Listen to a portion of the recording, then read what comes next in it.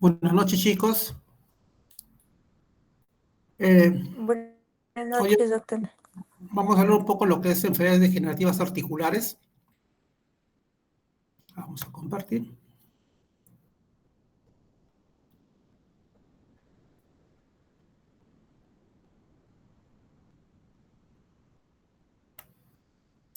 Ok.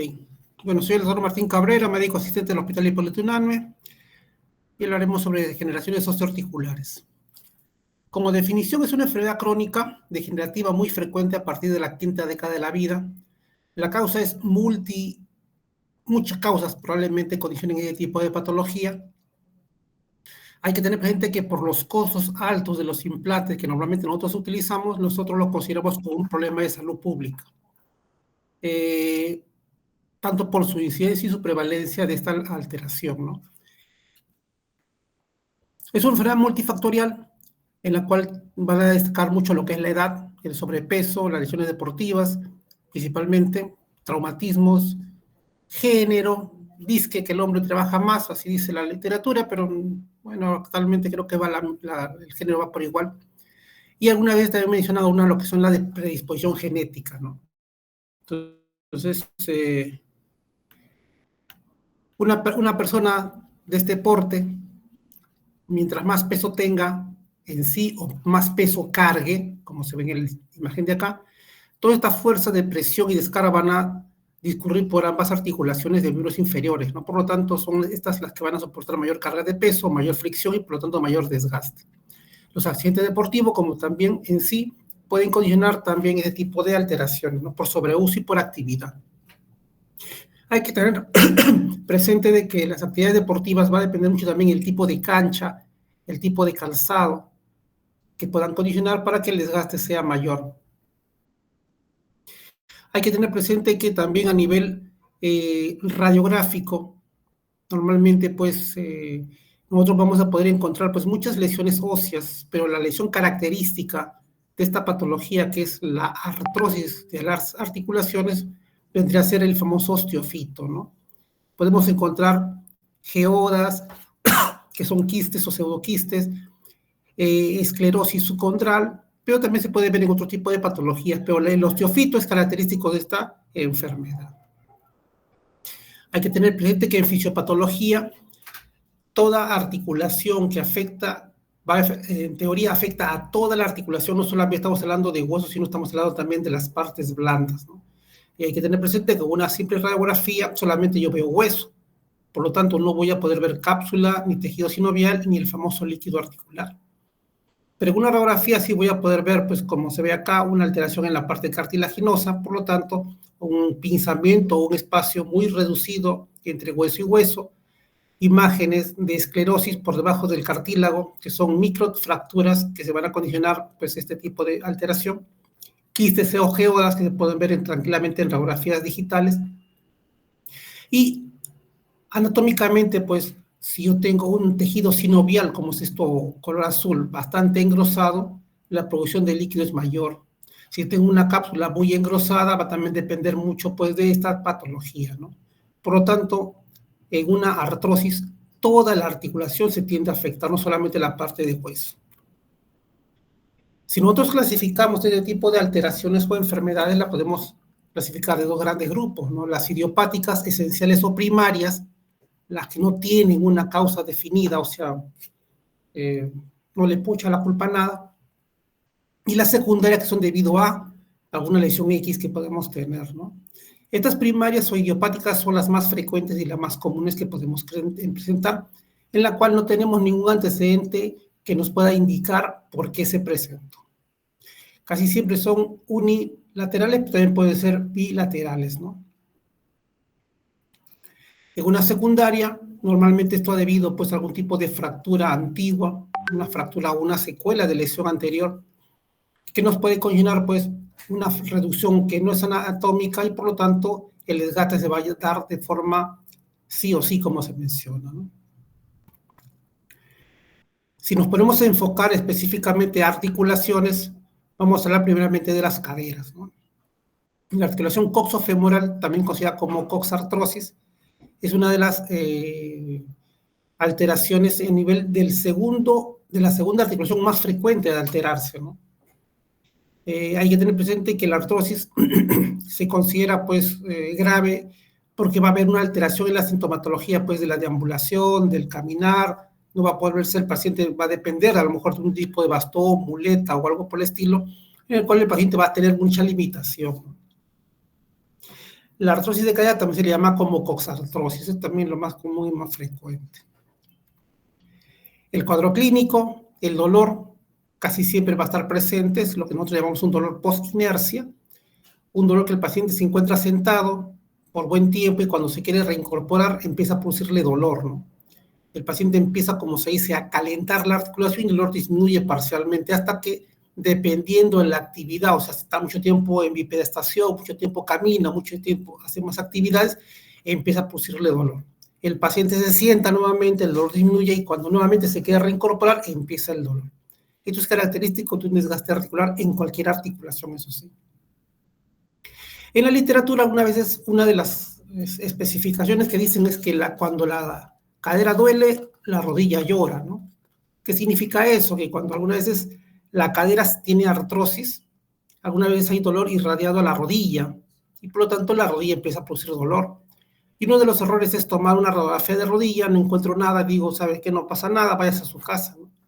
Entonces, este tipo de pacientes, si yo sospecho edad mayor, sobrepeso, mucha actividad, tomar radiografías, como se dice, pues rodillas y caderas simultáneas para ver algún tipo de alteración que característicamente se va a encontrar, ¿no? Y también al nivel de la zona lumbar, que es una de las estructuras que soporta mucha carga de peso. El efecto de las alteraciones en la articulación van a condicionar también que la disminución del movimiento sea menor, porque mientras más movimiento, mayor dolor. Por lo tanto, el paciente trata de limitar sus movimientos para que el cuadro sea más llevadero.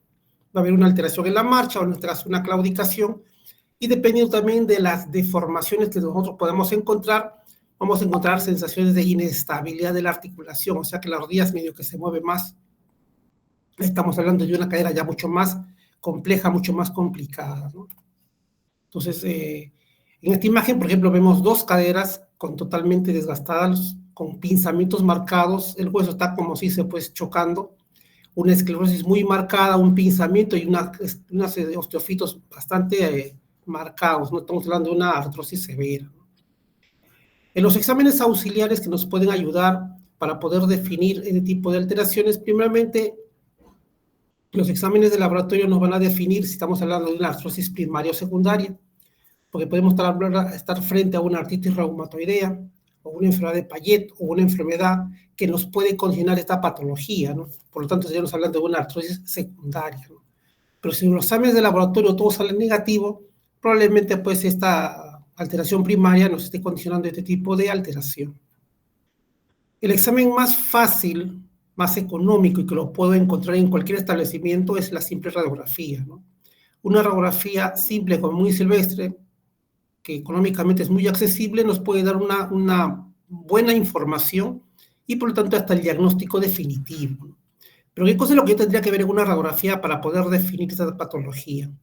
Como se ve acá, una pérdida del espacio articular, o sea, una luz disminuida de la articulación, o lo que se llama pinzamiento, ¿no? El osteofito, que es característico de enfermedad, la esclerosis subcondral, esto blanco, que se encuentra muy periférico a las articulaciones, o bien pegada a la articulación, como se ve acá, igual como se ve acá.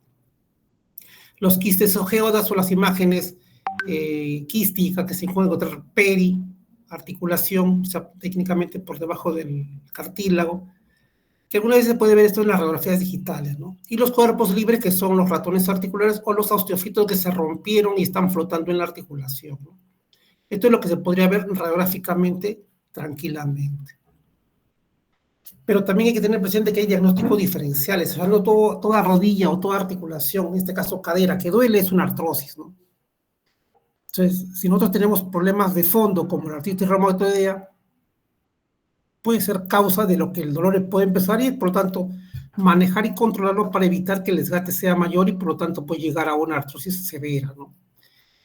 Una necrosis como es la enfermedad de Leclerc-Perthes y una necrosis de la cabeza, una necrosis vascular de la cabeza femoral, también me puede conllevar, pero esto es más característico en personas pues de mayor, más jóvenes, ¿no? Estamos hablando de los 15, 17 años, en la cual la cabeza se empieza a necrosar y hace lo que nosotros consideramos como una coxa plana, ¿no? O sea, la cabeza que es circunferencial se aplana, y esto es característico de eso, ¿no? Entonces, en este tipo de casos hay que evitar, pues, el apoyo para evitar la deformación y la degeneración de la cadera, de la cabeza, ¿no?, femoral. La gota en sí, la artritis gotosa, la enfermedad de Payet, los problemas infecciosos, por ejemplo, la tuberculosis y la osteomelitis, que también se pueden presentar, y los problemas tumorales, ¿no? Algunas veces también y los problemas lumbosacros. La patología lumbar o herniaria puede también tener un dolor irradiado a la cadera y por lo tanto no significa que porque hay un dolor irradiado sea un problema de la cadera, no, hay que buscar bien la causa y definir realmente a qué nos estamos enfrentando para poder tratar de forma adecuada al paciente. Ya teniendo un diagnóstico probable, podemos nosotros tener varias opciones de tratamiento de estos pacientes, ¿no? Si yo tengo un paciente, por ejemplo, con una luxación congénita de cadera, que probablemente en un futuro determinado me vaya a deformar esta articulación, tengo que prevenirlo, ¿no? Esa persona, por ejemplo, no puede ser obesa, esta persona no puede tener actividades que soporten mucha carga de peso, o sea, lo ideal es el trabajo de oficina, actividades deportivas que soporten mucha carga de fuerza, tampoco no es muy recomendable para tratar de como cuidar esa articulación. Pero ¿qué pasa si este paciente ya no es chiquito? Estamos hablando de 40, 50 años y ya nos viene recién a la consulta, ¿no? Entonces, en este tipo de casos tenemos que trabajar primeramente con la dieta, ¿no? Normalmente este tipo de pacientes viene con un sobrepeso, ¿no? Muchos pastelitos, muchas comidas chatarra, o sea, depende también del estilo de vida para ver cómo lo podemos manejar, ¿no?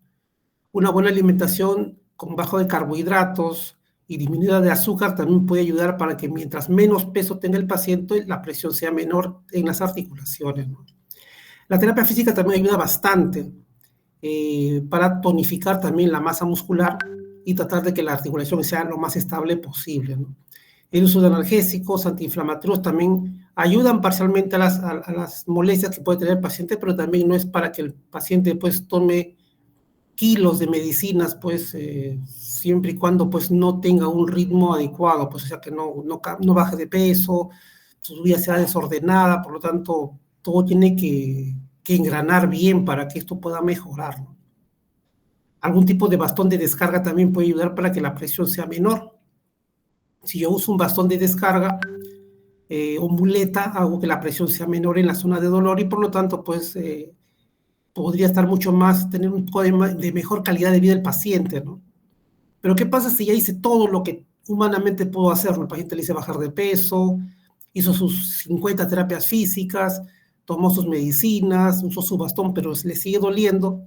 Entonces aquí probablemente, pues, si el tratamiento médico no funciona, probablemente ya entremos a uno que se llama tratamiento quirúrgico, ¿no? Y el tratamiento quirúrgico nosotros le podemos ofrecer muchas cosas, ¿no? Va a depender mucho también de la edad de la persona. Si yo tengo una alteración en la configuración de la cabeza femoral, puedo hacer osteotomías para hacer alteraciones en sus ejes, mejorar los ejes para que la cabeza tenga una mejor impactación con el acetábulo y por lo tanto pues la descarga de fuerza sea simétrica y el desgaste sea simétrico. Artrodesar significa soldar una articulación. Hay que tener presente que también un término de que la articulación se suele de forma natural se llama anquilosis, pero la artrodesis es de forma a través de la mano del cirujano, la anquilosis de forma natural. Y este tipo de alteraciones, como en este caso la artrodesis, normalmente nosotros lo utilizamos en articulaciones con procesos infecciosos activos, ¿no? Si yo tengo un paciente con una infección en una articulación, está contraindicado el uso de los implantes metálicos, en este caso los implantes protésicos, ¿no?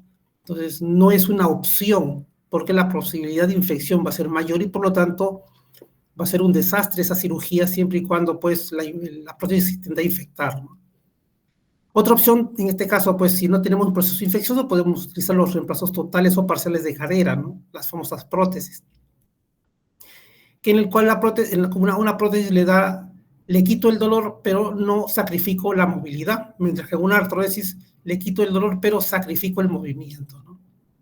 Y otra opción de tratamiento podría ser lo que es la operación de Girleston. Normalmente si yo tengo un paciente en el cual pues no camina, está postrado, el efecto de que se mueva o que lo muevan de la camilla a un lado le condicione mucho dolor en una articulación, que puede ser hasta por una fractura o por una artrosis severa de la articulación. Este tipo de cirugía solamente es entrar, sacar la cabeza y dejarla flotante la cadera, ¿no? O sea, saco la cabeza y lo cierro. Al no haber impacto y fricción de los huesos, por lo tanto, el dolor va a ser menor y la vida y la calidad de vida del paciente va a ser mejor. Hay que tener presente que esta cirugía se hace cuando los pacientes no caminan, pacientes postrados, o que de su cama pasan a la silla de ruedas y de la silla de ruedas a su cama, ¿no? Esta cirugía no se utiliza en pacientes que caminan, por lo tanto sería un crimen hacer ese tipo de cirugía en ese tipo de pacientes. Acá vemos, por ejemplo, osteotomías a nivel de la pelvis, una techoplastía para tratar de mejorar un poco lo que es el ángulo acetabular, como se ve en esta imagen, 2 tornillos cruzados con un poco de injerto. Esto se hace mayormente en gente más jovencita, ¿no?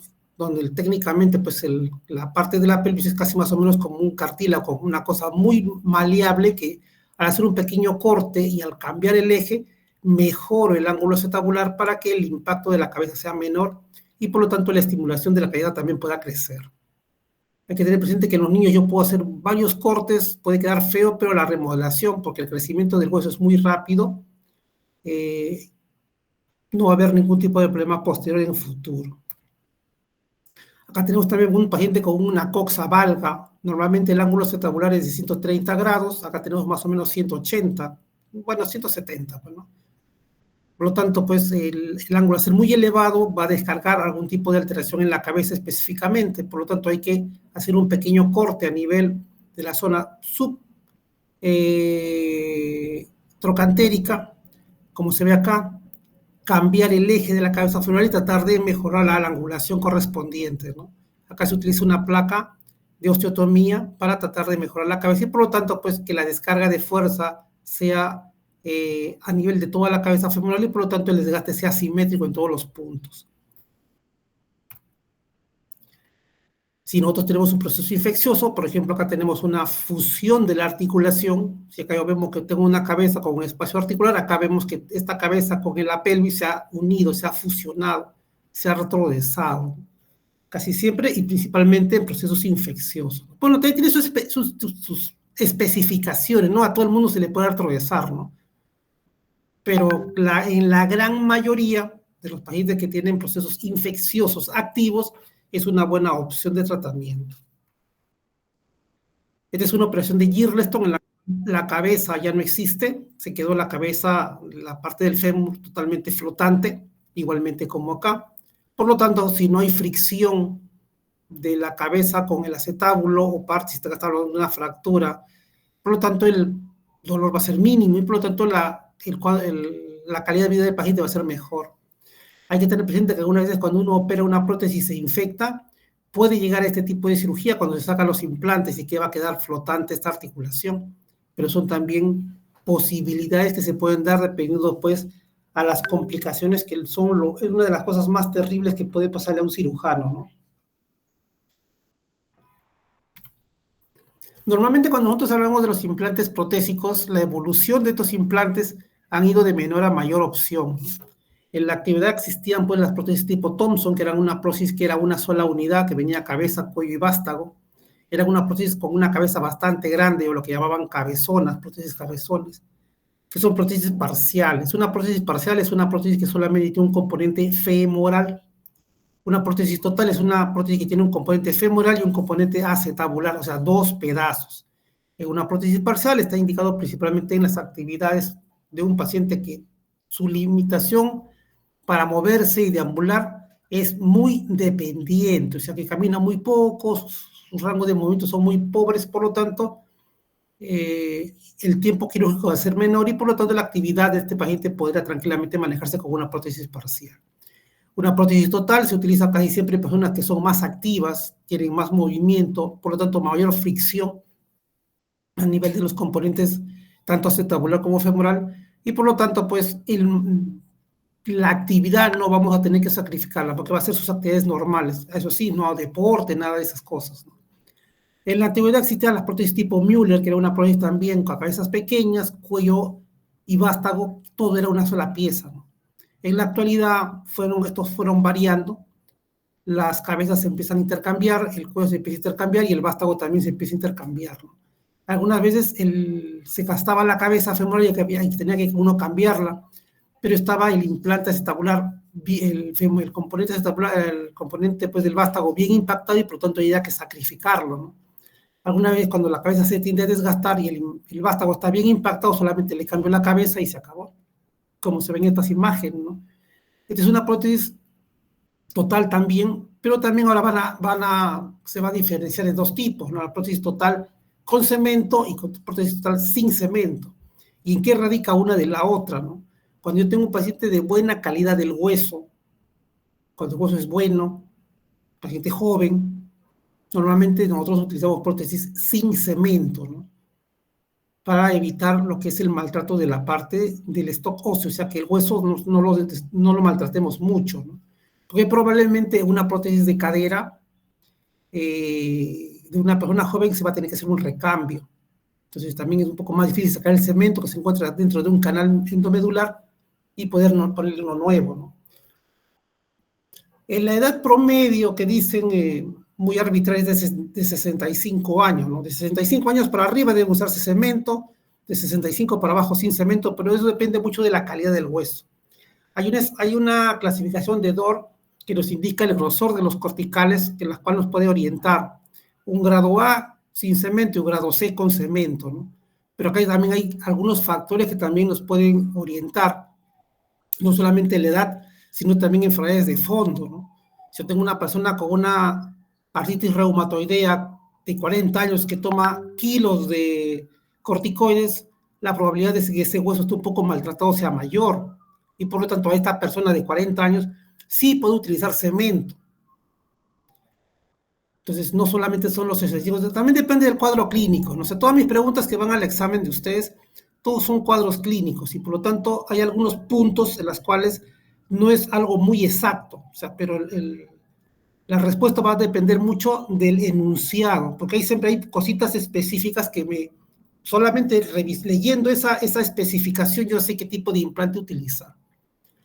En una prótesis con cemento, hacemos normalmente cuando el hueso no es de muy buena calidad, por lo tanto necesito que el implante se incorpore bien al hueso y no se me empiece a aflojar, por eso el cemento se puede utilizar tranquilamente. Entonces, en este tipo de imágenes, por ejemplo, acá tengo una prótesis tipo parcial, que solamente tengo un solo componente, en una prótesis tipo Thompson o cabezonas, en la cual solamente hay componente femoral, más no el componente acetabular.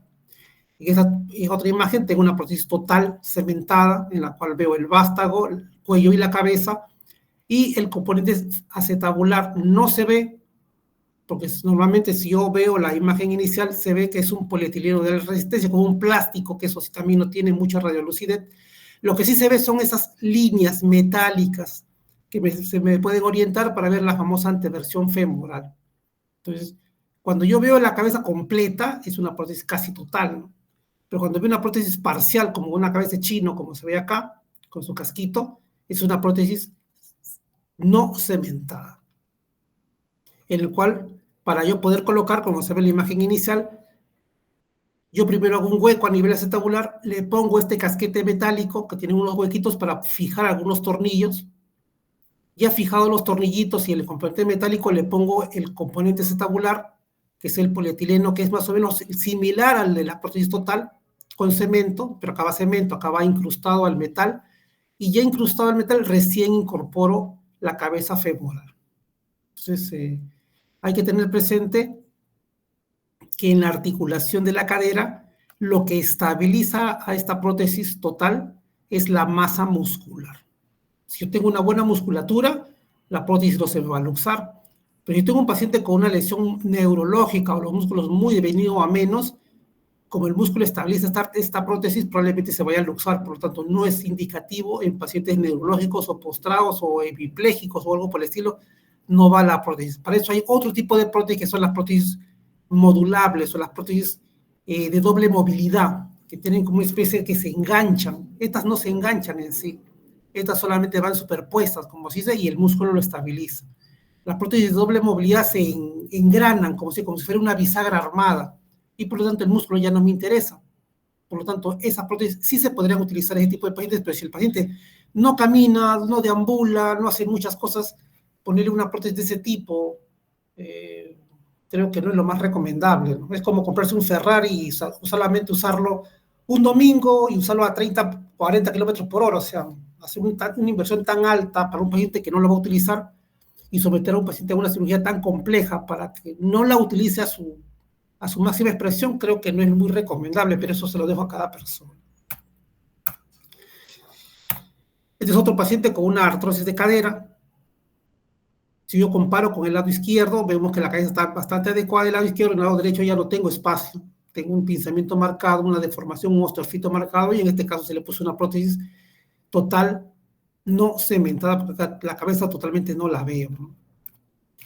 Igualmente acá tengo un paciente con una cabeza, con un componente acetabular elevado, tengo una displasia de cadera, ya que le han puesto una prótesis total, no cementada, porque acá te veo la cabeza, la veo con un casquete y un tornillito, ¿no? Igualmente acá es una prótesis ya de revisión, normalmente los vástagos o las prótesis primarias son de vástago corto, esto es un vástago largo, probablemente porque ha habido una fractura periprotésica, por eso le han puesto los cerclajes o los alambres que se ven acá, y es una prótesis cementada total, porque acá también no se ve el casquete metálico, solamente se ve el halo metálico, como si fuera los anillos de Saturno, en la cual me indica que estamos hablando de una prótesis total con cemento. Pero también existen complicaciones, o sea, lo ideal es haberse operado, todo el mundo quiere una prótesis, porque no sacrificas movimiento y haces su vida casi el paciente de forma normal, pero las complicaciones también pueden existir, ¿no? Y una de las complicaciones más complejas y más terribles es la famosa infección, ¿no? O que se te infecte la prótesis, ¿no? Porque para tener presente que para poner una prótesis hay que, si yo tengo una fractura en la articulación o una artrosis de la articulación, tengo que sacar casi toda la cabeza por la zona más o menos del cuello, ¿no? Y voy a dejar un hueco. Tallo el canal femoral, tallo el componente acetabular y le pongo la prótesis, pero si se infecta hay que sacarlo todo. Y si lo saco va a quedar un hueco, que es más o menos un Girleston, como se dice, ¿no? Entonces, normalmente en este tipo de pacientes de infección, que es una gran complicación, ahorita vamos a hablar sobre eso, ¿no? También podemos encontrar pacientes que se nos pueda luxar la prótesis, o la prótesis fue mal puesta porque no fue muy exacta, o que la masa muscular también es muy deficiente. O sea, hay muchas opciones para poder definir si ha estado bien indicada la cirugía o mal indicada la cirugía. Estuvo bien puesto el acetábulo, puede ser que esté muy elevado, muy parado para que la cabeza se vaya a luxar. O sea, en traumatología, yo no le puedo decir al paciente está bien puesto o mal puesto, porque la radiografía en cualquier lado te la puedes tomar y te van a decir si está mal o está bien colocada, ¿no? Yo puedo operar una apendicitis y le digo al paciente estuvo bien o estuvo mal, pero no sé si el apendicitis fue para sacarlo de forma profiláctica porque no puedo demostrarla. En una radiografía yo puedo demostrar si está bien o está mal puesto el implante, o sea, no lo puedo ocultar, ¿no? Todo se ve. Entonces, ese tipo de cosas también se puede presentar y tenemos que buscar pues cuál es la causa o qué pasó para que esta articulación se pueda luxar, ¿no?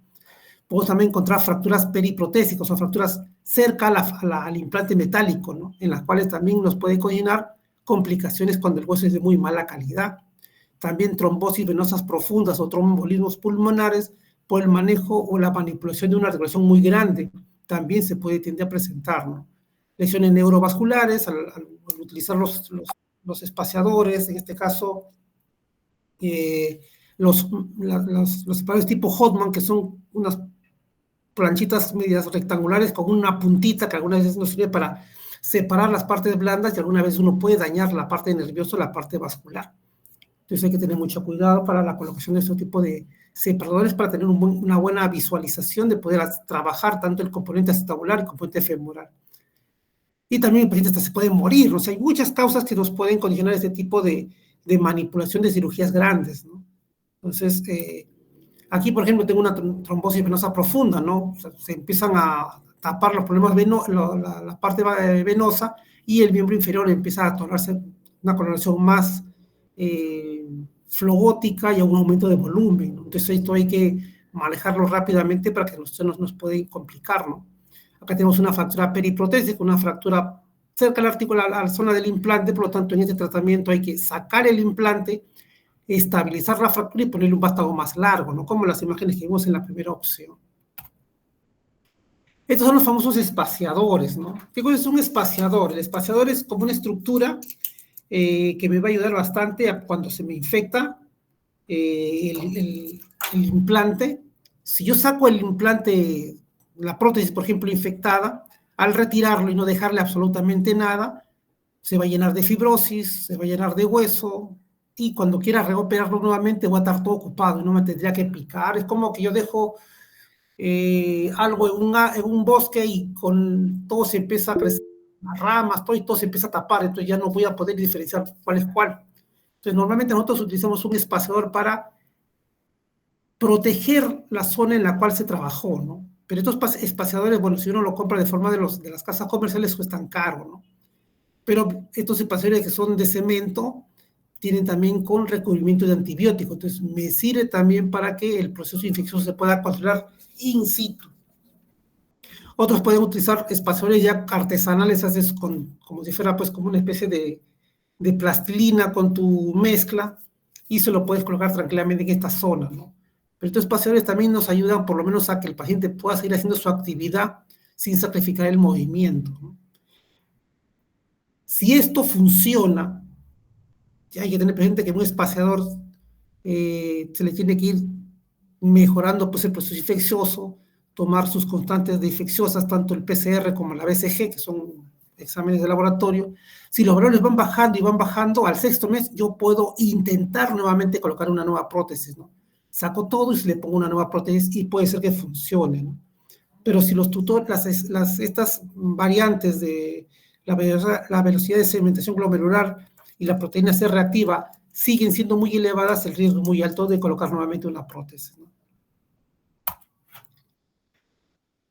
Y ya trabajando a la primera articulación más lesional, es la famosa rodilla, ¿no?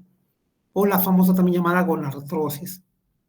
En una gonartrosis también, como se le menciona, pues artrosis de rodilla es la articulación más lesionable, porque es muy grande, pero tiene no tiene protección, es muy vulnerable a las lesiones deportivas. Por lo tanto, las lesiones deportivas, las caídas, las esguinces, ese tipo de cosas pueden ir menguando poco a poco, que esta articulación se vaya deformando y se vaya maltratando. Hay que tener presente que en la rodilla nosotros tenemos 3 compartimentos: el compartimento femorotibial externo porque está el peroné a este lado, el femorotibial interno y el femoropatelar, ¿no? De los 3 compartimentos, el que se lesiona con mayor frecuencia es el medial, el femorotibial interno, como se ve en esta imagen, que es lo más característico. No significa que sea lo único que se puede presentar, es lo más frecuente, el genu varo, como el paciente como que camina como alicate, como se dice, ¿no? Entonces, ¿pero qué me sirven estos 3 compartimentos? Eso ya lo vamos a ver para ver cuando nosotros quisiéramos colocar lo que se llama hacerle una osteotomía a nivel de la rodilla por alteración de esta patología. Como se menciona, la deformación más frecuente y más característica es el varo, compartimento medial afectado. Entonces, ¿cuál es el cuadro clínico? Bueno, casi siempre igual como la de la cadera, el dolor principal, va a haber una alteración en la marcha, va a haber una sensación de dolor a los movimientos. Si yo comparo en este caso el lado derecho con el lado izquierdo, en el lado izquierdo tengo bastante espacio interarticular, mientras que en el lado derecho vemos que la parte medial está totalmente pinzada, maltratada, degenerada y encima con un varo marcado. En la radiografía lateral vemos que el compartimento femoropatelar, también está comprometido a comparación del otro lado. Por lo tanto, aquí tengo una gonartrosis tricompartimental, porque los 3 compartimentos están afectados. El cuadro clínico, aparte de la limitación de los movimientos, va a haber una tumefacción, va a haber aumento de volumen. Tranquilamente, no es raro que las rodillas empiecen a hinchar por lo que llaman derrame articular, debido pues a que el tejido sinovial en este espacio debe estar muy irritado y por lo tanto pues produce mayor líquido articular. Atrofia muscular porque el movimiento de la articulación es mínimo y por lo tanto los músculos trabajan también de forma mínima, ¿no? Crujidos como canchita, como se menciona, pues debido a los movimientos y a la alteración en la articulación, y el varo es lo más frecuente de deformación. Los exámenes auxiliares que me pueden ayudar a poder definir y confirmar este diagnóstico también es la simple radiografía, ¿no? Una radiografía simple en AP y en lateral es una buena opción. Si ya quiero también ver lo que es el componente del compartimento femoropatelar, puedo pedir también la axial, o sea, las 3 radiografías que me dan una buena posibilidad. Pero siempre cuando tomo las radiografías de estos pacientes hay que tomarlo de parado. Cuando yo al paciente lo paro, hago que la presión sea mayor y por lo tanto el varo se va a acentuar mucho más. Si al paciente lo echo, puede ser que la presión disminuye y por lo tanto esta deformación o el pinzamiento interno desaparezca. Y por lo tanto diga, no, esta rodilla está bien, pero necesitamos que la rodilla tenga un poco de estrés para poder confirmar el diagnóstico presuntivo. La gamografía ósea nos ayuda mucho para ver si hay actividad infecciosa, siempre y cuando estemos pensando en un problema infeccioso. La tomografía espiral multicorte o el TEM nos ayuda muchísimo para hacer una buena planificación para determinar si hay buen stock óseo, ¿no? Por ejemplo, en esta imagen yo puedo ver en 2 dimensiones que tengo pues más o menos el espacio articular bastante comprometido. Pero en la tomografía yo no puedo saber que tengo un cráter o un hueco metido dentro de la parte interna del hueso, porque lo tanto aquí yo necesitaría injerto, que en una radiografía tranquilamente no lo puedo evidenciar, a menos que no tenga un buen ojo clínico, ¿no? Entonces la tomografía me ayuda mucho también a hacer una buena planificación y tener una mayor idea de la lesión a que me estoy enfrentando, ¿no? Entonces normalmente las tomografías nosotros las utilizamos principalmente en fracturas articulares, degeneraciones articulares, para, como se dice, pues hacer una buena planificación y saber más o menos cómo abordar, si necesitamos injerto, tenemos buen stock óseo y poder tener un éxito en la cirugía. La punción articular, bueno, la resonancia también la pueden indicar, estamos hablando de un problema pues un poco más raro, ¿no? Problema tumoral o algo por el estilo, ¿no? Para poder tener una presunción diagnóstica de una gonartrosis secundaria, algún tipo de patología pues degenerativa tumoral, ¿no?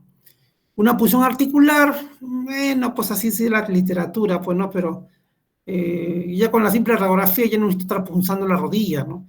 Hay que tener presente que algunas veces, y según la literatura menciona de que mientras más punciones articulares yo pueda tener en una articulación, o haya tenido esas famosas infiltraciones en la rodilla, mientras más tenga esas lesiones o esos abordajes en una articulación, la probabilidad de infección es mayor si se pone una prótesis. Eso también está comprobado, ¿no? Hacer una artroscopía, alguna vez hasta la artroscopía no entra por acá, pues no te voy a hacer bien malo, pues, pero todo dice la literatura, ¿no? Pero ya si yo veo pues una radiografía totalmente maltratada, como se ve en la imagen, yo no necesito ningún otro examen más para poder confirmar el diagnóstico. El cuadro clínico, dolor, posinercia, rodilla en varo, paciente obeso, entonces ya lo más claro y más característico probablemente sea la artrosis de rodilla, ¿no? Los tratamientos también en relación van a estar dependiendo pues al tiempo en el cual yo pueda encontrar a estos pacientes, ¿no? Un tratamiento médico, bajar de peso, terapia, antiinflamatorios, el uso de las infiltraciones articulares como les menciono, bueno, pues se menciona que toda la infiltración articular de corticoide normalmente es pues en dosis de 2:1, en relación 2 de xilocaína y 1 de corticoide, ¿no? Este tipo de mezcla hace que el dolor desaparezca como por arte de magia, ¿no? Porque la xilocaína trabaja inmediatamente y el corticoide de depósito trabaja probablemente un par de meses, ¿no?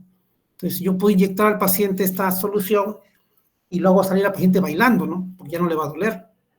Pero para usar este tipo de tratamiento tengo que tener un diagnóstico confirmado.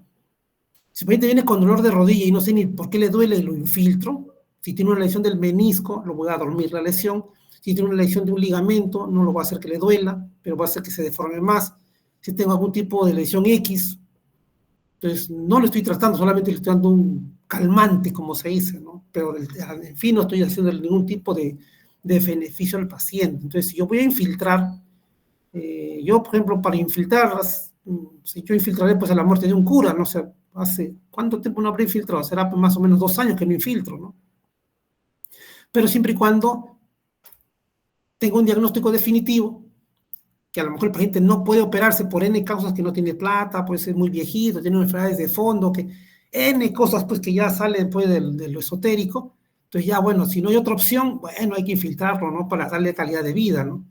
Pero si tengo otras opciones de tratamiento, por ejemplo, hacerle terapia, bajarle de peso, medicinas, ese tipo de cositas, hasta descartar todo lo que yo puedo, pero la infiltración para mí sería una última, de las últimas opciones de tratamiento, ¿no?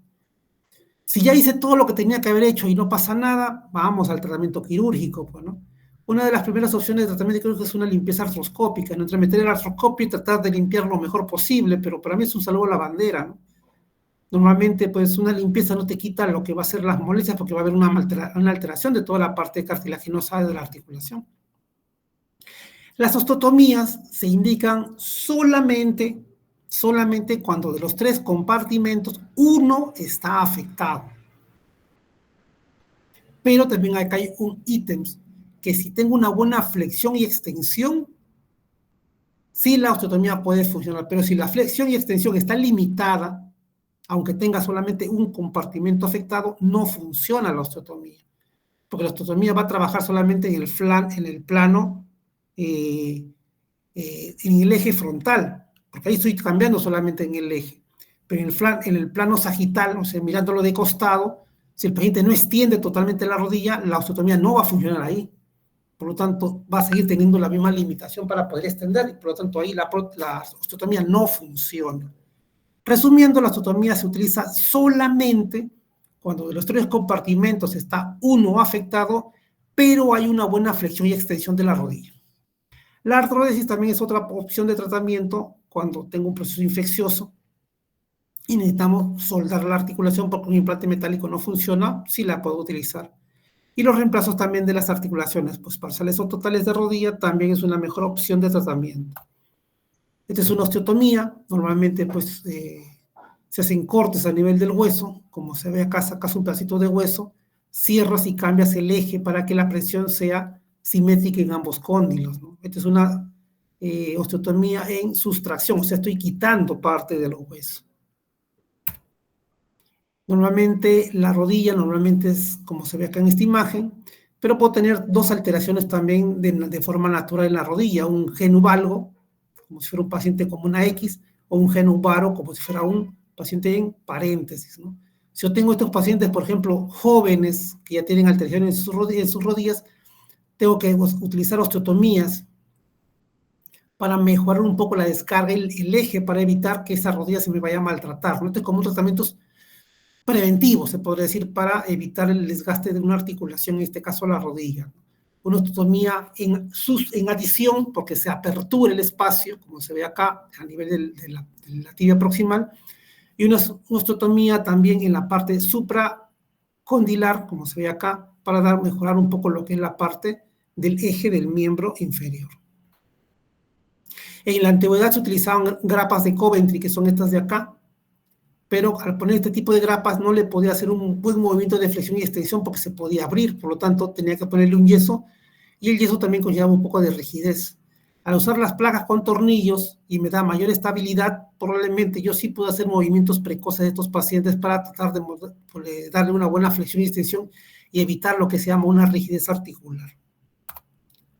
Igualmente acá yo veo, por ejemplo, un eje alterado, un pinzamiento bastante presente en la parte medial. Al hacer una osteotomía y hago que mi eje cambie de posición, como se ve acá, hago que la descarga que solamente se estaba dando en la parte externa, en la parte interna, la descarga sea en ambos cóndilos de forma simétrica, y por lo tanto el dolor va a disminuir.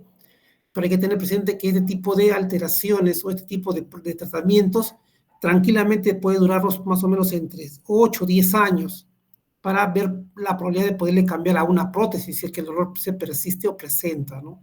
Entonces, hay que tener presente también que una articulación natural es mejor que una artificial, siempre he dicho yo eso.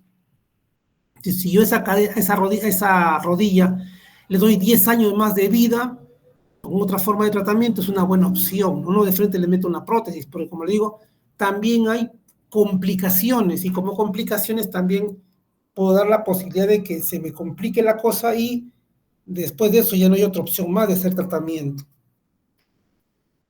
Acá también vemos un paciente con un genu varo marcado, hago una osteotomía y le cambio el eje de la tibia a un eje diferente, y por lo tanto la descarga va a ser simétrica y por lo tanto el dolor va a disminuir. Probablemente el crujido de esta articulación va a estar presente, pero por lo menos el dolor va a disminuir. Igualmente acá tenemos otro paciente con un genu valgo, ya no es varo, sino es valgo porque la rodilla se va para afuera. Le hago una osteotomía en este caso de aquí y automáticamente el eje que estaba yéndose hacia afuera lo cambio y por lo tanto la descarga es simétrica en ambos puntos. Aquí en la osteotomía se hacen cortes pequeños, se pone una placa con un angulímetro para poder saber cuánto necesitamos de apertura del hueso. Acá siempre hay que hacer una línea imaginaria del eje del fémur con el eje de la tibia, siempre hacer con una imagen anterior y con la contralateral para poder más o menos definir cuánto necesitamos en eje para que el segmento tengamos una mejor posición y los efectos de varo y valgo puedan ser corregidos. Pero ¿qué pasa si ya no podemos hacer osteotomías porque la rodilla está muy maltratada? Podemos utilizar las famosas artrodesis, ¿no? Fusionar con un fijador externo, sacar la articulación, pelar la carie articular, o sacar el cartílago, mejor dicho, y hacer compresión de hueso con hueso para que esto se pueda fusionar. Acá le han puesto un par de clavos de Steinmann cruzados, acá le han puesto un clavo endomedular largo, en la cual me da estabilidad, pero para que esto funcione no tiene que haber cartílago, ¿no? Si hay cartílago no va a consolidar, hay que entrar, pelar, tallar, como se dice, pues, y hacer un poco de compresión para que esto pueda funcionar. Igualmente acá una osteotomía con un fijador externo, acá le han puesto una ferretería salvaje, pero acá también mientras más ferretería le pongo, la posibilidad de infección es mayor, por lo tanto, la infección se podría dar. Actualmente existen clavos especiales para hacer las artrodesis, como se ve en este caso de acá, pero también los costos son mayores, ¿no? Pero ¿qué pasa si tengo la opción de poner una prótesis? Podemos utilizar prótesis, como se ve en este caso, prótesis completas o totales, componente femoral, componente tibial y componente patelar, ¿no? El componente femoral, como se ve aquí y como se ve acá, el componente tibial, el metal, y este blanquito que vendría a ser el polietileno de alta resistencia, un plástico de alta resistencia, sería similar al componente acetabular que se ponen en la cadera para evitar la fricción de metal con metal. Si hay fricción de metal con metal, va a condicionar lo que se llama la metalosis, que es una fricción de los implantes, y por lo tanto se puede complicar la cirugía. Entonces, acá al ponerle una superficie de plástico de alta resistencia o el polietileno, me va a hacer que este paciente pueda hacer sus actividades, como se dice, pues, evitando la fricción de de metal con metal y puede hacer sus actividades normales. Una prótesis unicompartimental que también podría ser trabajado tranquilamente con una osteotomía. Una prótesis bicompartimental porque tiene los dos compartimentos estabilizados. Igualmente acá yo tengo una prótesis, una artrosis tricompartimental. Acá se ve que la carie articular de la patela también está bien condicionada, el compartimento medial bien casi totalmente pinzado y se le puso una prótesis primaria, como se ve acá.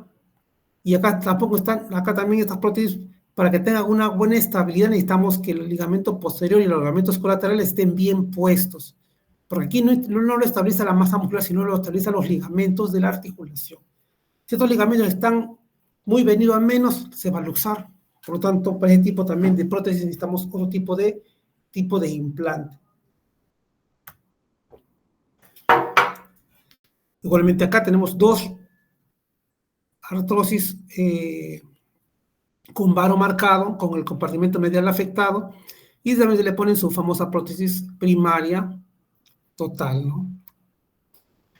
Pero ya cuando tengo ligamentos muy estabilizados, muy inestables, como se ve acá le pones una prótesis tipo bisagra, ¿no? Acá en esta prótesis tipo bisagra o las prótesis tipo link que le llaman, que son también prótesis de revisión, se engranan una con otra. Si ustedes ven en la imagen inicial, acá están como si fueran en el aire, flotantes.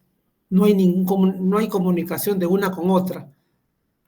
En estas prótesis bisagradas sí hay una comunicación y por lo tanto aquí yo no necesito ya ningún tipo de ligamento que me estabilice porque la prótesis sola se estabiliza.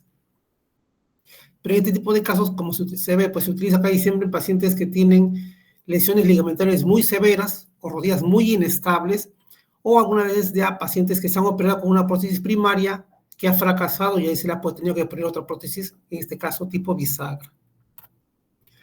Pero también en las prótesis de rodilla también hay complicaciones, ¿no? Con fracturas periprotésicas, luxaciones por alteración de la parte ligamentaria que no se tomó en cuenta, o las famosas infecciones, ¿no? Aquí le pusieron, por ejemplo, un famoso espaciador artesanal. Este es el que te lo vende la casa comercial, que se ve bien bonito, pero es más caro, que está más o menos casi el mismo costo de una prótesis, que son más o menos entre sus 6.000, 7.000 soles, o una prótesis, o un espaciador que se agarró un poco de cemento, se le mezcló con un poquito de antibiótico y se le puso como relleno para evitar que el espacio se pueda rellenar de tejido fibrótico, ¿no? Si funciona, también, como se dice, pues se puede recolocar una nueva prótesis dependiendo mucho también del tiempo y de las constantes infecciones en su PCR y su BCG, como va la evolución. Aparte de esta prótesis, que le han puesto también unas perlas de gentamicina, como si fuera un rosario, con antibiótico para tratar de controlar el proceso infeccioso y tratar de, como se dice, salvar la cirugía correspondiente. Este es uno de los casos más extremos que hemos visto en el hospital, en la cual venía un paciente de la sierra con 2 deformaciones en sus rodillas. Esto no es una pelvis, son las 2 rodillas, ¿eh? El cóndilo medial estaba presente, el cóndilo lateral ya estaba totalmente reabsorbido, igual las partes de la tibia proximal, ¿no? Son 2 rodillas totalmente deformadas. El paciente no caminaba hace como, más o menos como 5 o 7 años, creo, y llegaba pues de provincia para hacerlo caminar, pues no quería que le pongan sus prótesis y querían hacerlo andar, ¿no? Pero con esta gravedad que no hay ni hueso, el estado del paciente era una abuelita muy venida menos, masas musculares muy deficientes, o sea, no nunca, la calidad del hueso es como una galleta bien delgada, las corticales no existían casi. Entonces, manejarla y someterla a una cirugía muy amplia, que son 2 prótesis tipo abisagradas, que son de tipo link, que acá, aparte, pues que le va a costar más o menos como sus 15.000 soles cada prótesis, son 30.000, para que a la bolita se le ponga y no tenga un cuidado, ¿verdad? Porque para esto el paciente no puede vivir en superficies irregulares, tiene que estar acompañado de alguien siempre, para sus cuidados, o sea, bien difícil. Este paciente lamentablemente no se le optó a ningún tratamiento quirúrgico porque tenía muchas contras más que beneficios, ¿no? Por lo tanto, no se le pudo ofrecer un tratamiento adecuado, porque las condiciones no la podíamos tener, tanto familiares como de apoyo familiar, como del mismo paciente, ¿no? Ya trabajando en lo que es la parte de la columna, que es ya la última parte de este tipo de lesiones, la espondiloartrosis o artrosis de columna también es un problema de salud pública, ¿no? Casi también, pues, las famosas lumbalgias por desgaste articular son muy frecuentes en lo que es la consulta médica, ¿no? Es una enfermedad, como dice, crónica y progresiva y que va a alterar lo que es la estructura del raquis, ¿no? ¿Y por qué se va a alterar la cultura del raquis? Porque vemos este tipo de personas que tienen bastante sobrepeso, igual personas que sufren, que en este caso los estibadores que cargan kilos y kilos de peso. Bueno, pues una faja no te limita que tengas una lesión de este tipo. Lesiones o fracturas antiguas o fracturas por aplastamiento o la edad. Mientras más edad tengo, el hueso se va volviendo de mala calidad. En esta cosa estamos hablando de la famosa osteoporosis, que también hace que el hueso se debilite. Por eso todas las personas de mayor edad cada vez se van achicando porque los cuerpos vertebrales se van aplastando. Y por lo tanto, pues también me van deformando mi columna. Entonces, las posturas, las deformaciones vertebrales, el sobrepeso, la obesidad, los traumatismos, la edad, nos dan las posibilidades de que esta patología se pueda incrementar. La sintomatología va a ser siempre el dolor, la rigidez articular, porque como hay dolor voy a tener posiciones viciosas y por lo tanto voy a tener dolores a nivel de la zona muscular con las contracturas musculares y la limitación de los movimientos, ¿no? Las pruebas diagnósticas, por ejemplo, la simple radiografía, que con su preparación hago que los ejes de la columna, tanto en AP como en lateral, pueda haber los espacios intervertebrales que van a estar bien disminuidos, los cuerpos vertebrales también van a estar un poco aplastados y deformados, y ese tipo de radiografías puedo tomar las simples, que es la AP y la lateral y la dinámica, que son con movimiento, ¿no? pero lo que algunas veces en el hospital casi las simples nada más, con eso me da el diagnóstico, ¿no? Veo una deformación, el famoso pico de loros, la degeneración de los huesos, algunas veces no llegan tan precozmente, sino llegan ya pues en estadios muy tardíos, en las cuales ya algunas veces el tratamiento solamente son sintomáticos, terapia, pues, y un poco de calidad de vida, ¿no? Si yo veo que en la radiografía simple no veo mucho, puedo pedir una tomografía para tener una mejor información, o una resonancia, o una electromiografía, siempre y cuando ya hay compresión radicular o compresión de las raíces nerviosas que me pueden estar condicionando dolores tipo electricidad, que puedan discurrir como las famosas lumbociatalgias, para definir realmente a qué se está afectando la parte neurológica, ¿no? Acá tengo una radiografía, por ejemplo, simple, apilateral, en la cual voy a ver, acá hay un aplastamiento vertebral, por ejemplo. Entonces, este tipo de síntomas de imágenes me pueden orientar cuál podría ser probablemente la causa, ¿no? Acá tengo radiografías, por ejemplo, dinámicas en movimiento, en las cuales podría ver, pues, si hay algún tipo de limitación a nivel de los movimientos de la columna, ¿no?